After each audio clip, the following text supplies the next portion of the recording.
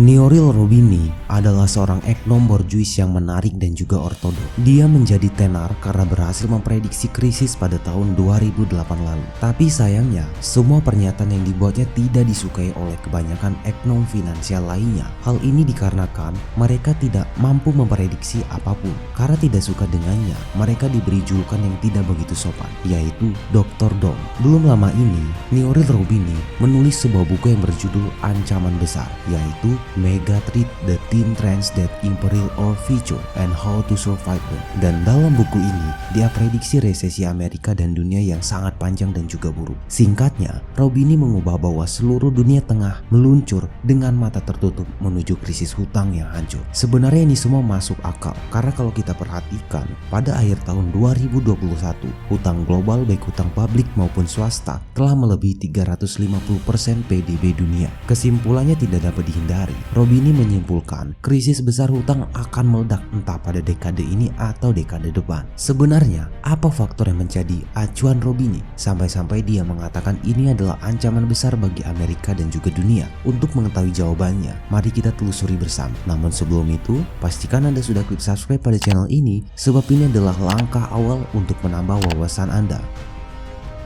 Pertama, Keynesianisme sudah gagal. Kita ambil satu contoh saja. Robini memahami bahwa kemajuan iptek di bawah kapitalisme merupakan ancaman yang mematikan. Seharusnya, dengan sistem ekonomi yang rasional, kemajuan iptek dapat memperpendek jam kerja dan juga meningkatkan kualitas hidup mayoritas rakyat. Dampak kecerdasan buatan, teknologi robotik, dan kemajuan-kemajuan lainnya akan menghancurkan jutaan lapangan pekerjaan dan juga menciptakan respon massal dan bahkan mengancam lapisan pekerja profesional lainnya seperti dokter dan juga akuntan yang umumnya lebih berprivilege. Direktur IMF Kristanila menyimpulkan, kita tengah mengalami sebuah pergeseran fundamental dalam perekonomian global dari sebuah dunia yang secara relatif dapat diprediksi ke sebuah dunia yang lebih rapuh, lebih tidak pasti, dengan ekonomi yang lebih bergejolak, konfrontasi geopolitik dan bencana alam yang semakin sering terjadi. Tidak hanya sampai di situ, majalah The Economic menarik kesimpulan yang sama. Kekacauan ekonomi ada dalam dimensi yang tak pernah terlihat selama satu generasi. Inflasi global mencapai 2 digit untuk pertama kalinya dalam 40 tahun terakhir.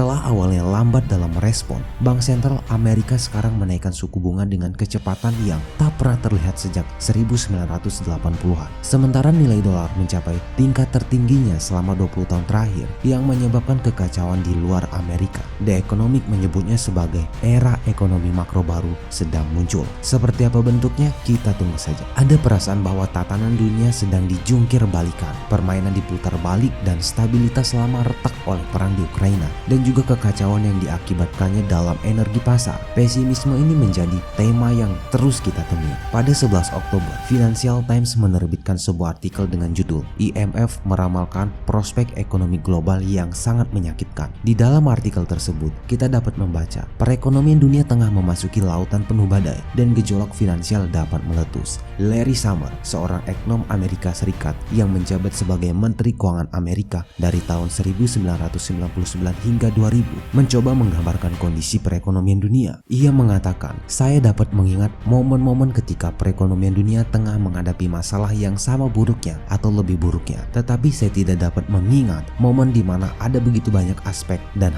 arus yang saling berhadapan seperti sekarang ini. Maksudnya begini, coba perhatikan apa yang sedang terjadi di dunia hari ini. Isu inflasi yang sangat signifikan di seluruh dunia dan terutama di negeri-negeri maju. Pengetatan moneter yang signifikan sedang berlangsung. Guncangan energi pasar yang besar, terutama dalam perekonomian Eropa yang merupakan guncangan yang nyata dan guncangan inflasi. Kekhawatiran yang semakin besar mengenai kebijakan Cina dan performa ekonomi Cina, dan tentunya kekhawatiran mengenai kebijakan terhadap Taiwan, dan tentu saja perang yang masih berlangsung di Ukraina.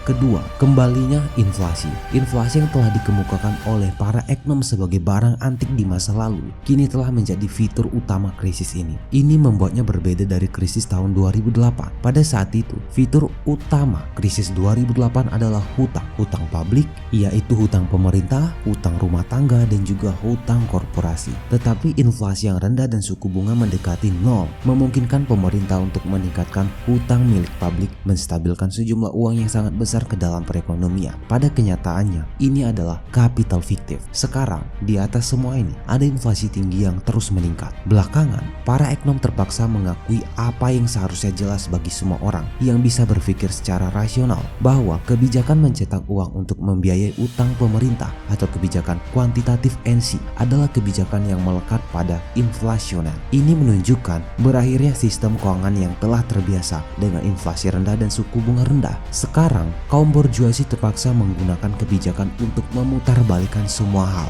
yang sebelumnya mereka lakukan. IMF dan Bank Dunia menuntut kebijakan yang lebih keras untuk mengatasi inflasi, bahkan bila kebijakan ini memicu resesi, karena mereka percaya inilah satu-satunya cara untuk menghentikan inflasi yang sekarang dilihat sebagai bahaya utama. Ketiga, faktor Ukraina. Karena mereka tidak memahami sama sekali teori ekonomi, kaum borjuasi dengan putus asa mencoba mencari kambing hitam, dan mereka menemukannya dalam diri Vladimir Putin. Tetapi perang di Ukraina bukanlah penyebab bencana inflasi. Perang ini hanya menyediakan percikan yang meledakkan tong mesiu yang kering, yang memang sudah menunggu untuk meledak. Akan tetapi, secara dialektik, sebab menjadi akibat dan akibat menjadi sebab. Meskipun perang ini tidak menyebabkan krisis, perang ini telah sangat memperparah masalah inflasi dan mengganggu perdagangan dunia. Klaus Schwab mengatakan perang hanyalah kelanjutan politik dengan cara lain, tetapi imperialisme Amerika telah memperkenalkan sedikit perubahan pada kenyataan tersebut. Amerika telah membuat perdagangan menjadi senjata dengan sengaja menghukum secara ekonomi setiap negeri yang tidak tunduk kehendaknya. Rusia, salah satu eksportir migas terbesar di dunia, telah dikenakan sanksi yang dipaksa oleh imperialisme Amerika dan disetujui UE yang menghentikan ekspor migas Rusia ke pasar energi barat. Ini dengan cepat memicu krisis energi yang telah menyebabkan melejitnya inflasi di seluruh dunia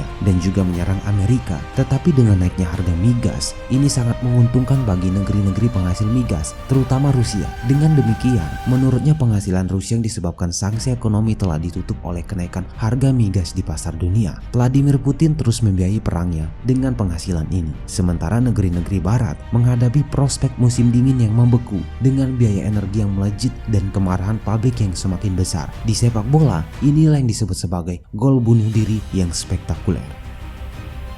Keempat, hari-hari gelap dunia. Alih strategi kapital menatap masa depan dengan sangat murah. Selama 150 tahun terakhir, sistem kapitalis telah memainkan peran yang relatif progresif dalam mengembangkan industri, pertanian, sains, dan juga teknologi. Sekarang ini telah mencapai limitnya. Inilah makna dari krisis ini. Nuril Robini menulis seperti seorang dokter berpengalaman yang cukup mampu menjabarkan gejala-gejala yang diidap oleh pasiennya. Walaupun dia terbukti sangat efisien dalam menjabarkan problem-problem kapitalisme, dia gagal sepenuhnya dalam menawarkan resep penyakit yang telah dia diagnosa. Apa yang bisa kita lakukan untuk menghadapi ancaman besar ini? Tidak banyak. Menurut Robini melihat satu kemungkinan yang dapat menjadi solusi, yaitu inovasi teknologi yang mendorong pertumbuhan besar dalam produktivitas ekonomi dan perbaikan lingkungan. Menurut Robini, pertumbuhan ekonomi yang sangat kuat, inklusif, dan irasional di atas 5% per tahun dapat mengatasi banyak tren-tren berbahaya yang disebutnya di atas dan memungkinkan kita untuk membiayai jaminan pendapatan dasar. Tapi masalahnya, bagaimana cara untuk mencapai semua ini? Robini menyimpulkan peringatan keras kepada borjuasi. Nantikan hari-hari gelap di masa depan. Peringatan ini sangatlah pantas, tetapi hari-hari gelap bagi borjuasi adalah hari-hari cerah bagi perjuangan kelas buruh untuk mengubah masyarakat.